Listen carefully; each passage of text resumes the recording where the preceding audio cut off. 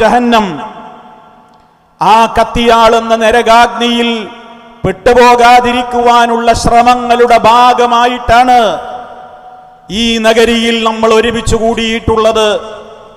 ഇതേപോലെയുള്ള പ്രോഗ്രാമുകളും പ്രവർത്തനങ്ങളും പ്രഭാഷണങ്ങളും നമ്മൾ നടത്തുന്നതും കേൾക്കുന്നതും അവിടെ വന്നിരിക്കുന്നതും പങ്കെടുക്കുന്നതുമൊക്കെ അത്യുഷ്ണമേറിയ ജഹന്നമിൽ നിന്ന് നമുക്ക് പരലോകത്ത് കാവൽ കിട്ടണം എന്ന സദുദ്ദേശത്തോടു കൂടി തന്നെയാണ്.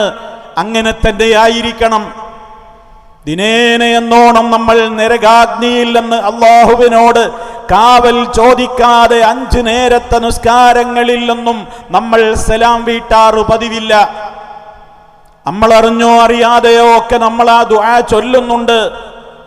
ജഹന്നമിൽ നിന്ന് നരകത്തിയിൽ നിന്ന് കാത്തുകൊള്ളണേ എന്ന് എല്ലാവരും 5 നേരത്തെ നിസ്കാരത്തിൽ നിന്ന് സലാം വീട്ടുന്നതിന്റെ മുമ്പ് ചോദിച്ചുകൊണ്ടേയിരിക്കുകയാണ്. പ്രിയമുള്ളവരെ, ഇങ്ങനെ കേവലം ചോദ്യം കൊണ്ട് മാത്രം, പ്രാർത്ഥന കൊണ്ട് മാത്രം നമുക്ക് ജഹന്നമിൽ നിന്ന് കാവൽ കിട്ടുമോ? ഞാനും നിങ്ങളും ആലോചിക്കണം. നമ്മെ ആ കത്തിയാളുന്ന നരകാഗ്നിയിൽ നിന്ന് രക്ഷപ്പെടുത്തുവാനുള്ള മാർഗമെന്ത്? അത് വിശദീകരിക്കുവാനാണ് ലോകത്ത് മഹാന്മാരായ പ്രവാചകന്മാരിവിടെ വന്നിട്ടുള്ളത്. അതുകൊണ്ട് തന്നെ നമുക്ക് സഹിക്കാനാവാത്ത ആ നരകാഗ്നി, അതിൽ നമ്മൾ പെട്ടുപോകാതെ അതിൽ നിന്ന് രക്ഷപ്പെട്ട് സ്വർഗത്തിലേക്ക് കാലെടുത്തു വെക്കുവാൻ ആർക്ക് ഭാഗ്യം ലഭിക്കുന്നുവോ അവരാണ് യഥാർത്ഥത്തിൽ വിജയിച്ച കക്ഷി എന്ന് പരിശുദ്ധ ഖുർആൻ വളരെ വ്യക്തമായി ഓർമ്മപ്പെടുത്തുമ്പോൾ, പ്രിയമുള്ളവരെ, നമ്മുടെ കടമ എന്താണ്? ആ സ്വർഗത്തിലേക്ക് എത്തുന്ന വിധത്തിൽ നമുക്കിവിടെ നിന്ന് മരിച്ചു പോകാൻ സാധിക്കുക എന്നുള്ളതാണ്. നമ്മൾ ആ ഒരു മാർഗത്തിന് വേണ്ടി തേടിക്കൊണ്ടേയിരിക്കുകയാണ്. തുടക്കത്തിലേ ഞാൻ കേൾപ്പിച്ചില്ലേ നമ്മുടെ ദുആ 17 തവണ നിർബന്ധമായും സുന്നത്ത് നിസ്കാരങ്ങളിൽ വേറെയുമൊക്കെ നമ്മൾ അല്ലാഹുവിനോട് സൂറത്തുൽ ഫാത്തിഹയിലൂടെ ഇഹ്ദിനസ് സിറാത്തൽ മുസ്തഖീം, മുസ്തഖീമായ നേരായ വഴിയിലേക്ക് നീ ഞങ്ങളെ ചേർത്ത് തരികയും അതിൽ ഉറപ്പിച്ചു നിർത്തുകയും ചെയ്യണേ അല്ലാഹ്. ഏതാണ് ആ മാർഗം? സിറാത്തല്ലദീന അൻഅംത അലൈഹിം, നീ അനുഗ്രഹിച്ചവരായ അംബിയാക്കളുടെയും അതുപോലെ തന്നെ സിദ്ദീഖീങ്ങളുടെയും ശുഹദാക്കളുടെയും സാലിഹീങ്ങളുടെയും മാർഗം. ആ മാർഗത്തിലേക്ക് നീ ഞങ്ങളെ ചേർത്ത് നിർത്തിത്തരണേ അല്ലാഹ്. എന്നാലോ ഗൈരിൽ മഗ്ദൂബി അലൈഹിം, നിന്റെ കോപത്തിന് വിധേയമായ കക്ഷികളുടെ വഴിയിൽ ചേർക്കല്ലേ. വലദ്ദാല്ലീൻ, വഴിപിഴച്ചുപോയ ധാരാളം കക്ഷികളുണ്ട്. അത്തരത്തിലുള്ള ഒരു കക്ഷികളുടെയും വഴിയിലും കെണിയിലും ട്രാപ്പിലും ഞങ്ങൾ പെടാതെ യഥാർത്ഥത്തിൽ നിന്റെ നബിമാര് പഠിപ്പിച്ച ആ ദീനിൽ, ആ നബിമാരിൽ നിന്ന് ആവേശം ഉൾക്കൊണ്ടുകൊണ്ട് ആ നബിമാരെ അക്ഷരാർത്ഥത്തിൽ സത്യസന്ധതയോടെ പിൻപറ്റിയ സിദ്ദീഖീങ്ങളുടെ വഴിയിൽ ആ പാതയ്ക്ക് വേണ്ടി രക്തവും ജീവനുമൊക്കെ അർപ്പണം നടത്തിക്കൊണ്ട് ഷഹീദുകളായ ശുഹദാക്കൾ കഴിഞ്ഞു പോയിട്ടുണ്ട്.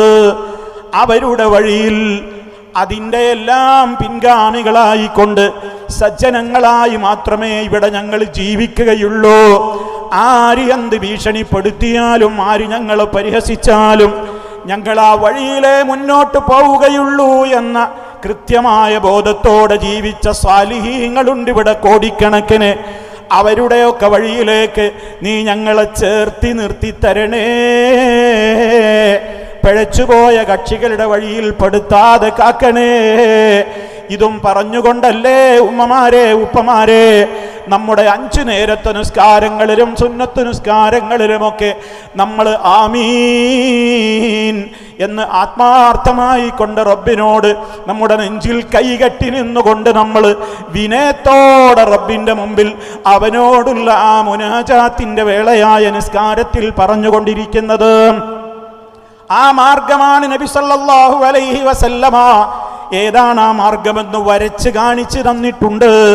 അവിടുന്ന് മദീനയിൽ സ്വഹാബിമാർക്ക് ക്ലാസ് കൊടുത്തുകൊണ്ടിരിക്കുകയാണ്. ആ നേരത്തതാ മണലിലൂടെ നബി സല്ലല്ലാഹു അലൈഹി വസല്ലമ സ്വഹാബിമാരൊക്കെ കാണുന്ന നിലക്ക് ഒരു നേരായ വര അങ്ങ് വരച്ചു. ഒരു നേരെ വര വരച്ചു. അങ്ങോട്ടും ഇങ്ങോട്ടും വളവില്ല, തിരിവില്ല. ഒരു നേർരേഖ നബി സല്ലല്ലാഹു അലൈഹി വസല്ലമ വരച്ച് കാണിച്ചു കൊടുത്തുകൊണ്ട് പറഞ്ഞു, ഇതാണ് അല്ലാഹു സുബ്ഹാനഹു വ തആലയുടെ മാർഗം. ഹാദാ സബീലുല്ലാഹി മുസ്തഖീമാ. ഇതാണ് അല്ലാഹു സുബ്ഹാനഹു വ തആലയുടെ വഴി. എന്നിട്ട് നിങ്ങൾ ശ്രദ്ധിക്കണം, വഖത്ത ഖുതൂതൻ അൻ യമീനിഹി വശിമാലിഹി.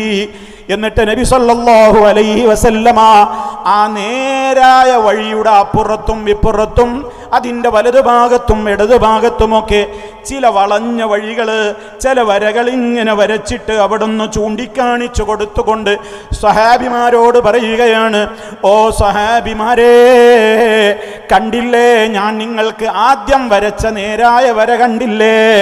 അതിൻ്റെ ഇപ്പുറത്തും അപ്പുറത്തും അതാ വേറെ ചില വഴികൾ കണ്ടില്ലേ? ആ നേരായ വഴിയാണ് അല്ലാഹുവിൻ്റെ വഴി. അതേ അവസരത്തിൽ അപ്പുറത്തും ഇപ്പുറത്തും കാണുന്ന ഈ വരകളുണ്ടല്ലോ, ഇതൊക്കെ ഹാദിഹി സുബുൽ, ഇതൊക്കെ വേറെ ചില വഴികളാണ്, ഇതൊക്കെ വേറെ ചില മാർഗങ്ങളാണ്. ലൈസ മിൻഹാ സബീൽ, അതിൽപ്പെട്ട ഒരു വഴിയിലും ഇല്ലാതെ, അതിൽപ്പെട്ട ഒരു വഴിയിലും ഇല്ല അലൈഹി ശൈത്താൻ യദഉ ഇലൈഹി, അതിലേക്ക് വിളിക്കുന്ന ശൈത്താൻ അവിടെ കുടിയിരിക്കുന്നുണ്ട്. എന്തേ നിങ്ങൾക്ക് മനസ്സിലായത്?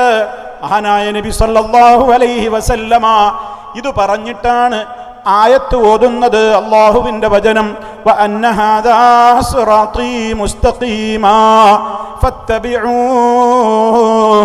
ولا تتبعوا السبل فتفرق بكم عن سبيله ذلكم وصاكم به لعلكم تتقون. ഇതാണ് എൻ്റെ നേരായ മാർഗം. ആ മാർഗത്തെ മാത്രമേ നിങ്ങൾ പിൻപറ്റാവൂ, മറ്റു മാർഗങ്ങളെ നിങ്ങൾ ഫോളോ ചെയ്യരുത്, അതിനെ നിങ്ങൾ പിൻപറ്റരുത്. അങ്ങനെയെങ്ങാനും നിങ്ങൾ പിൻപറ്റിപ്പോയാൽ എൻ്റെ യഥാർത്ഥമായ വഴിയിൽ നിന്ന് അത് നിങ്ങളെ തെറ്റിച്ചു കൊണ്ടുപോകും.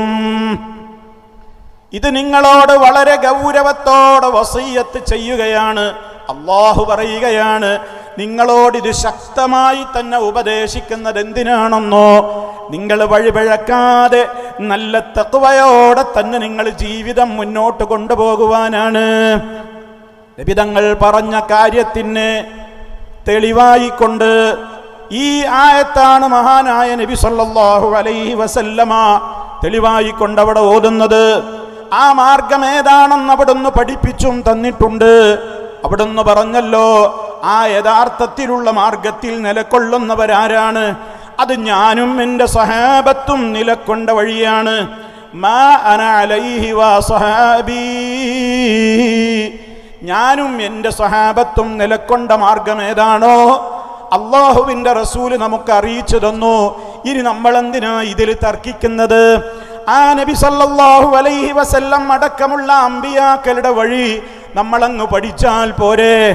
അവരെ പിൻപറ്റിയ സഹാബാക്കൾ എന്തൊക്കെ വിശ്വസിച്ചു, അവരെന്തൊക്കെ വിശ്വസിച്ചു, അംഗീകരിച്ചു, ആചരിച്ചു, അതങ്ങ് പഠിച്ചു വെച്ചാൽ മതിയല്ലോ. ആ മാർഗത്തിലൂടെ തന്നെ നമ്മൾ മുന്നോട്ട് പോയാൽ ആ മാർഗത്തിൽ നിന്ന് പഴച്ചു പോകാതെ നബി സല്ലല്ലാഹു അലൈഹി വസല്ലമിന് പരിചയമുള്ളത്, സ്വഹാബത്തിന് പരിചയമുള്ളത്, അതിലപ്പുറമുള്ള വിശ്വാസങ്ങളിലേക്ക് നമ്മൾ പോയാൽ, കർമ്മങ്ങളിലേക്ക് പോയാൽ അത് പഴച്ചു പോകുവാനുള്ള നിമിത്തമാണെന്നാണ് നബി സല്ലല്ലാഹു അലൈഹി വസല്ലം പഠിപ്പിക്കുന്നത്. അതുകൊണ്ട് തന്നെ ആ മാർഗത്തിൽ തന്നെ ഉറച്ചു നിന്നാൽ അല്ലാഹു നമുക്ക് നല്ല മരണം തരും. ഇന്നല്ലദീന ഖാലൂ റബ്ബുനല്ലാഹ്, ഇന്നല്ലദീന ഖാലൂ റബ്ബുനല്ലാഹ്, തീർച്ചയായും ഞങ്ങളുടെ രക്ഷിതാവ് അല്ലാഹുവാണെന്ന് പറഞ്ഞവർ, സുമ്മസ്തഖാമു, പിന്നീട് അതിനനുസരിച്ച് യഥാർത്ഥമായ നിലക്ക് ജീവിതത്തെ ക്രമീകരിച്ചവർ. ശരിക്കും മനസ്സിലാക്കണം പ്രിയമുള്ളവരെ, ഇന്നല്ലദീന ഖാലൂ റബ്ബുനല്ലാഹ്, ഞങ്ങളുടെ റബ്ബ്, യജമാനനായ ഞങ്ങളുടെ റബ്ബ് അല്ലാഹു മാത്രമാണെന്ന് പറയുകയും സുമ്മസ്തഖാമു, പിന്നീട് അതിനനുസരിച്ചുകൊണ്ട് വളരെ നേരെ ചൊവ്വേ ജീവിക്കുകയും ചെയ്താൽ അള്ളാഹു റബ്ബാണെന്ന് പറയുന്ന ഒരുപാട് കക്ഷികൾ ഇവിടെയുണ്ട്. പക്ഷേ ആ പറയുന്ന വാക്കിനോട് കൂറുപുലർത്തിക്കൊണ്ട് ജീവിക്കുന്ന ആളുകളുടെ എണ്ണം ഇവിടെ കുറവാണ്. അവരിവിടെ വളരെ ന്യൂനപക്ഷമാണ്, അവരിവിടെ വളരെ കുറവാണ്. ലോകാടിസ്ഥാനത്തിൽ തന്നെ നോക്കിയാൽ അള്ളാഹുവിനെ റബ്ബായി അംഗീകരിച്ച് അതേപോലെ തന്നെ ജീവിക്കുന്ന ആളുകൾ ഇവിടെ വളരെ കുറവാണ്. വമാ യുഅ്മിനു അക്സറുഹും ബില്ലാഹി ഇല്ലാ വഹും മുശ്രികൂൻ. അവരിൽ അധിക പേരും അള്ളാഹുവിൽ വിശ്വസിക്കുന്നില്ല, അവർ ശിർക്ക് ചെയ്തുകൊണ്ടല്ലാതെ. നോക്കണം നിങ്ങൾ, ലോകത്ത് ജനതയുടെ അവസ്ഥയാണ് ഈ പറയുന്നത്. അള്ളാഹുവിൽ ഈമാൻ ഉണ്ടെന്നവർ പറയുന്നു, പക്ഷേ അവരിൽ ശിർക്കാണ് സംഭവിച്ചു കൊണ്ടിരിക്കുന്നത്. അതുകൊണ്ട് തന്നെ ഗൗരവത്തോടെ ആലോചിച്ചു നോക്കണം. ആ രൂപത്തിൽ വളരെ വ്യക്തവും കൃത്യവുമായ നിലക്ക് സുമ്മസ്തഖാമു എന്ന് പറഞ്ഞെടുത്ത് ഖുർആൻ വ്യാഖ്യാതാക്കൾ വളരെ ഗൗരവത്തോടുകൂടെ നമുക്ക് പഠിപ്പിച്ചു തന്ന യാഥാർത്ഥ്യം എന്താണ്? എന്താണ് ഇസ്തിഖാമത്ത് പറഞ്ഞതെന്ന് പറഞ്ഞാൽ അയ്ഹുമുല്ലദീന ലാ യുശ്രികൂന ബില്ലാഹി ശൈആ, അള്ളാഹുവിൽ യാതൊന്നിനെയും പങ്കു ചേർക്കാത്തവർ. അങ്ങനെ അള്ളാഹുവിൽ യാതൊന്നിനെയും പങ്കു ചേർക്കാത്ത നിലക്ക് ഞങ്ങളുടെ റബ്ബ് അള്ളാഹുവാണെന്ന് പ്രഖ്യാപിച്ച് അങ്ങനെ തന്നെ ഒരാൾ ജീവിച്ചാൽ അവൻ മരിക്കുന്ന നേരത്തെ സന്തോഷ വാർത്തയുമായി മലക്കുകൾ വരും. അവന് സ്വർഗത്തിന്റെ കാഴ്ചകൾ കാണിച്ചു കൊടുക്കും. അവനോട് നല്ല നല്ല സന്തോഷത്തിന്റെ വാക്കുകൾ അവനോട് പറയും. നിങ്ങൾ ഭയപ്പെടേണ്ടതില്ല എന്ന് പറയും. നിങ്ങൾ സങ്കടപ്പെടരുത് എന്നവരോട് പറയും. നിങ്ങളോട് വാഗ്ദത്തം ചെയ്ത സ്വർഗത്തിലേക്ക് നിങ്ങളെ കൊണ്ടുപോകാനാ ഞങ്ങൾ വന്നതെന്ന് അവരോട് പറയപ്പെടും. ആ നിലക്കൊക്കെയുള്ള വളരെയേറെ സുവിശേഷങ്ങൾ കേട്ടുകൊണ്ട് മരിക്കുവാൻ അവന് സാധിക്കുന്നു. നേരെ മറിച്ചാണെങ്കിലോ അവന്റെ മരണം വളരെ മോശമായിരിക്കും. അതുകൊണ്ട് സുഹൃത്തുക്കളെ, നല്ല നിലക്ക് മരിക്കുവാൻ സാധിക്കുന്നതിന്റെ മാനദണ്ഡം ശിർക്ക് ചെയ്യാതെ മരിക്കലാണ്. അപ്പോൾ എന്താണ് ശിർക്ക്? ശിർക്കെങ്ങാനും സംഭവിച്ചു കഴിഞ്ഞാൽ അള്ളാഹുവിന്റെ വെറുപ്പ് ഒരു കാലത്തും തീരുകയില്ല. നമ്മൾ എന്ത് അമലിവിടെ ചെയ്തിട്ടും കാര്യമില്ല. ശിർക്ക് ചെയ്താൽ നമ്മുടെ അമലുകൾ മുഴുവനും ബാത്തിലായി പോകും. അള്ളാഹു അതൊരിക്കലും പൊറുക്കാത്ത കഠിനമായ പാപമാണ്. ഒരു കാലത്തും പിന്നെ സ്വർഗം കിട്ടില്ല. സ്വർഗം ആ വ്യക്തിക്ക് ഹറാമായിരിക്കും. നരകത്തിൽ അയാൾ ശാശ്വതവാസിയായിരിക്കും. ഒരു കാലത്തും അയാൾക്ക് രക്ഷപ്പെടാനുമാവില്ല. അതുകൊണ്ട് തന്നെ എല്ലാവരും ഭയപ്പെടേണ്ടുന്ന ഈ ശിർക്ക്. എന്താണ് ശിർക്കെന്ന് പറഞ്ഞാൽ റഹ്മാനായ റബ്ബിന്റെ മാത്രമായ ഗുണവിശേഷണങ്ങൾ എത്രയാണ് പരിശുദ്ധ ഖുർആനിൽ പറഞ്ഞത്? ഫലില്ലാഹിൽ അസ്മാഉൽ ഹുസ്നാ, അള്ളാഹുവിന് അത്യുന്നതമായ ഏറ്റവും മെച്ചപ്പെട്ട ഉന്നതമായ ഉത്തമമായ നാമങ്ങളുണ്ട്. റബ്ബിന്റെ ഓരോ പേരുകളും അള്ളാഹുവിന്റെ ഓരോ ഗുണങ്ങളാണ്. ആ ഗുണങ്ങൾ അള്ളാഹുവിന് മാത്രമേയുള്ളൂ.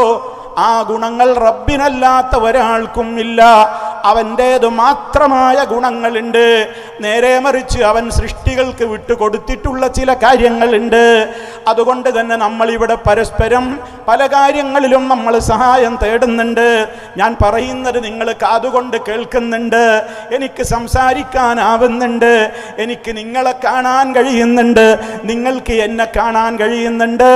ഇതൊക്കെയും മനുഷ്യർക്ക് അല്ലാഹു സുബ്ഹാനഹു വ തആല ഓരോരുത്തർക്കും ഈ പ്രകൃതിയാ തന്നെ ഇവിടെ മനുഷ്യർക്ക് അല്ലാഹു കൊടുത്തുകൊണ്ടിരിക്കുന്ന അവന്റെ കഴിവുകളാണ്.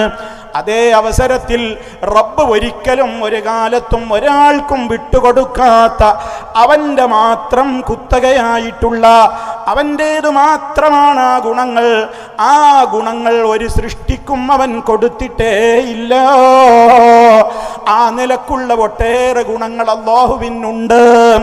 ആ ഗുണങ്ങളിൽ ഏതെങ്കിലും ഒരു ഗുണം ഏതെങ്കിലും ഒരു പോയിന്റിലെങ്കിലും റബ്ബല്ലാത്തവർക്ക് ഉണ്ടെന്ന് വന്നാൽ, ഉണ്ടെന്ന് വാദിച്ചാൽ, ഉണ്ടെന്ന് വിശ്വസിച്ചാൽ, ഉണ്ടെന്ന് സങ്കൽപ്പിച്ചാൽ അത് റബ്ബ് പൊറുക്കാത്ത ശിർക്കാണെന്ന് മനസ്സിലാക്കിക്കൊള്ളണം.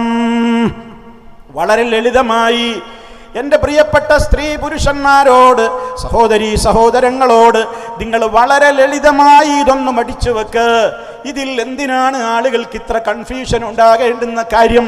നമ്മൾ അള്ളാഹുവിനോടുള്ള പ്രാർത്ഥനയാകുന്നു എന്ന് എല്ലാവരും അംഗീകരിക്കുന്ന ഒരു കാര്യമില്ലേ? നമ്മളെല്ലാവരും എന്ന് പറയുമ്പോൾ ഇവിടെ ഇതാ മുസ്ലിമീങ്ങളായ ആളുകൾ മുഴുവനും അള്ളാഹുവിനോട് പ്രാർത്ഥിക്കാറുണ്ട്.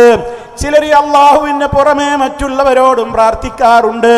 ഇവിടെ എല്ലാവരും യോജിക്കുന്നൊരു കാര്യമാണ്, അള്ളാഹുവേ എന്ന് ഞാനോ നിങ്ങളോ എവിടെ വെച്ചെങ്കിലും അള്ളാഹുവിനെ വിളിക്കുമ്പോൾ നമുക്ക് റബ്ബിനെ കുറിച്ച് എന്താണ് വിശ്വാസം?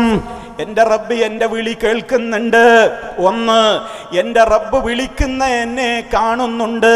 രണ്ട്, എൻ്റെ ആഗ്രഹങ്ങൾ ഞാൻ പറഞ്ഞില്ലെങ്കിൽ പോലും എനിക്ക് സംസാരിക്കാനാവാത്ത സംസാരശേഷിയില്ലാത്തവനാണെങ്കിൽ പോലും എൻ്റെ റബ്ബ് എൻ്റെ ആഗ്രഹങ്ങളെ എൻ്റെ ഹൃദയത്തിൽ അതെന്താണെന്ന് കാണുന്നവനാണ്, വ്യക്തമായി അറിയുന്ന അലീമാണ്.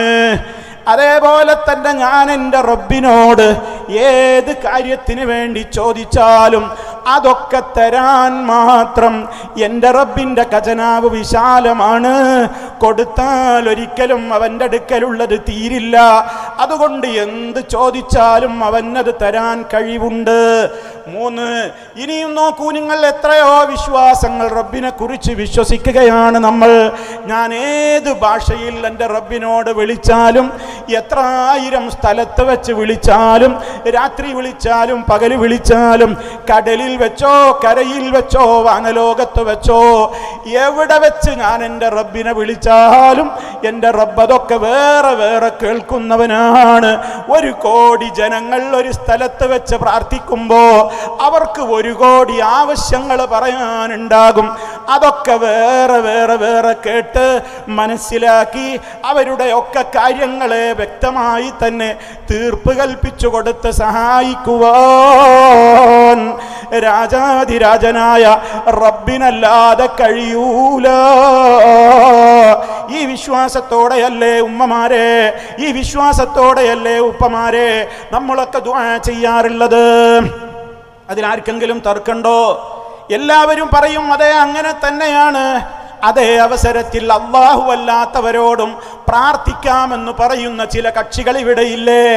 അതല്ലേ അവർ ദർഗയിൽ പോയിട്ടും അല്ലാതെയും ഉള്ളാളത്തെ സയ്യിദ് മദനിയോട് തേടുന്നത്, മറ്റു പലരോടും അവർ തേടുന്നത്, മടവൂരിനോട് തേടുന്നത്, മുഹയ്യിദ്ദീൻ ശൈഖിനെ വിളിച്ചു പ്രാർത്ഥിക്കുന്നത്, ബദരീങ്ങളെ വിളിച്ചു പ്രാർത്ഥിക്കുന്നത്, മഹാനായ മുത്തു മുസ്തഫയെ വിളിച്ചു പ്രാർത്ഥിക്കുന്നത്. അങ്ങനെയൊക്കെ പ്രാർത്ഥിക്കുമ്പോൾ അവരുടെ മനസ്സിലെ വിശ്വാസം എന്ത്? ചിന്തിക്ക് പ്രിയമുള്ളവരെ, എത്ര ലളിതമാണ്. അള്ളാഹുവിനോട് ചോദിക്കുമ്പോലെ തന്നെ ഇവരതായി മറ്റുള്ളവരോടും ചോദിക്കുമ്പോൾ ഇതേ വിശ്വാസങ്ങളൊക്കെ തന്നെയാണ് കടന്നു വരുന്നത്. ഞാൻ നബിയോട് ചോദിച്ചാലും വലിയാണെന്ന് പറയപ്പെടുന്നവരോട് ചോദിച്ചാലുമൊക്കെ ഞാൻ വിളിക്കുന്ന വിളി അവർ കേൾക്കുന്നുണ്ട്. അതുപോലെ തന്നെ എന്നെ അവർ കാണുന്നുണ്ട്. ഞാൻ എവിടെയാണെങ്കിലും അവർ എന്നെ വിളി കേൾക്കും. വിളിച്ചാൽ വിളിപ്പുറത്ത് അവരെത്തും. വല്ലേ നീലത്തീന്നും എന്നെ വിളിപ്പോർക്ക് വൈകൂടാതു തീരം ചെയ്യും ഞാനെന്നോവർ. ഏത് സ്ഥലത്ത് വെച്ച് എന്നെ വിളിച്ചാലും ഞാൻ അവർക്ക് ഉത്തരം കൊടുക്കും. അവരിഞ്ഞ് ചോദിച്ചില്ലെങ്കിൽ പോലും കണ്ണിൽ കാണാത്തതും കൽബകത്തുള്ളതും കൺകൊണ്ട് കണ്ട പോൽ കാട്ടിപ്പറഞ്ഞോവർ. മുഹയ്യിദ്ദീൻ മാലയിലെ വരികളാണിത്. കണ്ണുകൊണ്ട് കണ്ടോളണം എന്നില്ല. കണ്ണുകൊണ്ട് കണ്ടതും അല്ലാത്തതുമായ എല്ലാ കാര്യങ്ങളും, മനുഷ്യന്റെ ഹൃദയത്തിലുള്ള എല്ലാ രഹസ്യങ്ങളും കുപ്പിയകത്തുള്ള വസ്തുവിനെ പോലെ കാണാൻ ഞാൻ നിങ്ങളുടെ കൽബകം എന്നോവർ. നിങ്ങളുടെ ഹൃദയത്തിലൊക്കെ അടങ്ങിയിട്ടുള്ള, ചിന്തിക്ക് പ്രിയമുള്ളവരെ, ഈ ലോകത്ത് കോടാനുകോടി മനുഷ്യരില്ലേ? ആ മനുഷ്യരുടെയൊക്കെ ഹൃദയത്തിൻ്റെ അകത്ത് എന്തൊക്കെ സ്വകാര്യങ്ങളുമായിട്ടാണ് അവർ നടക്കുന്നത് എന്ന് അങ്ങ് ബഗ്ദാദിലെ ഖബറിൽ കടന്നുകൊണ്ട് ശൈഖ് മുഹയ്യിദ്ദീൻ അബ്ദുൽ ഖാദിർ ജീലാനി എന്ന് പറയുന്ന ആ വ്യക്തി അത് കണ്ടുകൊണ്ടിരിക്കുകയാണെന്നും ഏത് ഭാഷയിൽ അദ്ദേഹത്തെ എത്രായിരം ജനങ്ങൾ വിളിച്ചാലും എത്രായിരം ആവശ്യങ്ങൾ അദ്ദേഹത്തോട് പറഞ്ഞാലും ഏതെല്ലാം സ്ഥലങ്ങളിൽ വെച്ച് തേടിയാലും അതൊക്കെ കേട്ട് ഉത്തരം ചെയ്യാൻ അദ്ദേഹത്തിന് കഴിവുണ്ട്. ഞങ്ങളെ അദ്ദേഹം സഹായിക്കുകയും ചെയ്യും. ഈ വിശ്വാസല്ലേ മുഹീദ്ദീൻ ഷെയ്ഖെ വിളിക്കുമ്പോ ബദരീങ്ങളെ വിളിക്കുമ്പോ മനസ്സിലുള്ളത്? അപ്പൊ പറയൂ എന്തറിയോ, അതൊക്കെ ശരി തന്നെ മൗലവി, അള്ളാഹിനോട് തേടുമ്പോൾ അതേ വിശ്വാസമൊക്കെ അവരോട് തേടുമ്പോഴും ഉണ്ട്. കാണൂല എന്നാരെങ്കിലും വിശ്വസിക്കുന്നുണ്ടോ? എവിടുന്ന് വിളിച്ചാലും കേൾക്കൂല. ചിലയിടത്തുനിന്ന് വിളിച്ചാലേ മുഹീദ്ദീൻ ഷെയ്ഖ് കേൾക്കൂന്ന് ആരെങ്കിലും വിശ്വസിക്കുന്നുണ്ടോ? ഇല്ല. എവിടുന്ന് വിളിച്ചാലും കേൾക്കും, എവിടുന്നാണെങ്കിലും കാണും, എല്ലാവരുടെ കൽബും കാണും. എന്തിനും ഉത്തരം ചെയ്യാൻ കഴിവുണ്ട്. എല്ലാത്തും അവർക്കും അറിയാം. ഒരു ഇല കൊഴിഞ്ഞു വീഴുന്നില്ല മുഹീദ്ദീൻ ഷെയ്ഖ് അറിയാതെ. ഇവിടെ ഒരു പച്ച ചെടിക്ക് പച്ച നിറം കിട്ടുന്നില്ല റിഫായി ഷെയ്ഖ് അറിയാതെ. ഇവിടെ ഒരു പ്ലെയിനും ഓടുന്നില്ല, തീവണ്ടിയും ഓടുന്നില്ല. ഇവിടെയുള്ള സൂര്യചന്ദ്ര നക്ഷത്രാദികളും ഗോളങ്ങളും മുഴുവനും ഇവിടെ സഞ്ചരിക്കുന്നത് മടവൂരിങ്ങനെ നോക്കിയിട്ടാണ്, മടവൂരിങ്ങനെ നിയന്ത്രിച്ചുകൊണ്ടാണ്. ഇതല്ലേ വിശ്വാസം? ഈ വിശ്വാസങ്ങളൊക്കെയല്ലേ അള്ളാഹുവിൻ്റേത് മാത്രമായ പ്രത്യേകതകൾ മറ്റുള്ളവർക്ക് വകവെച്ചു കൊടുക്കൽ. അപ്പ പറയും അവിടെ ഒരു കറക്ഷൻ ഉണ്ട്, അവിടെ ഒരു തിരുത്തുണ്ട് മൗലൈമാരെ. അതെന്താണ്? അള്ളാഹു ചെയ്യുന്നതൊക്കെ സ്വന്തം കഴിവുകൊണ്ടാണ്, മഹാത്മാക്കളൊക്കെ ചെയ്യുന്നത് അള്ള കൊടുത്ത കഴിവുകൊണ്ടാണ്. അങ്ങനെ ഒരു വ്യത്യാസമുണ്ട്. അള്ള കൊടുത്ത കഴിവാണ്.